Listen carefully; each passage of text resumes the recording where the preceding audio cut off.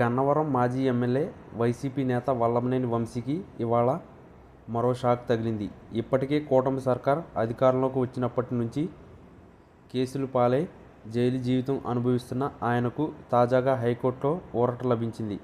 అయితే దీనిపై గుర్రుగా ఉన్న ఏపీ ప్రభుత్వం ఇవాళ కీలక నిర్ణయం తీసుకుంది. దీంతో వల్లభనేని వంశీకి మరిన్ని కష్టాలు తప్పేలా లేవు. కృష్ణా జిల్లాలో అక్రమ మైనింగ్కు పాల్పడిన కేసులో ముందస్తు బెయిల్ కోరుతూ మాజీ ఎమ్మెల్యే వల్లభనేని వంశీ గతంలో హైకోర్టులో పిటిషన్ దాఖలు చేశారు. ఈ పిటిషన్పై విచారణ జరిపిన హైకోర్టు వంశీకి ఊరటనిచ్చింది. అయితే మిగతా కేసుల్లో విచారణ ఎదుర్కొంటూ జైల్లో ఉన్న వంశీ జైలు నుంచి బయటికి వచ్చే పరిస్థితి లేకుండా పోయింది. ఆ తర్వాత అనారోగ్య కారణాలతో ఆసుపత్రిలో చికిత్స పొందేందుకు మాత్రం హైకోర్టు అనుమతి ఇచ్చింది. దీంతో వంశీ చికిత్స తీసుకున్నారు. ఇప్పుడు ప్రభుత్వం హైకోర్టు గతంలో వంశీకి ఇచ్చిన ఊరటపై సుప్రీంకోర్టును ఆశ్రయించాలని నిర్ణయించింది.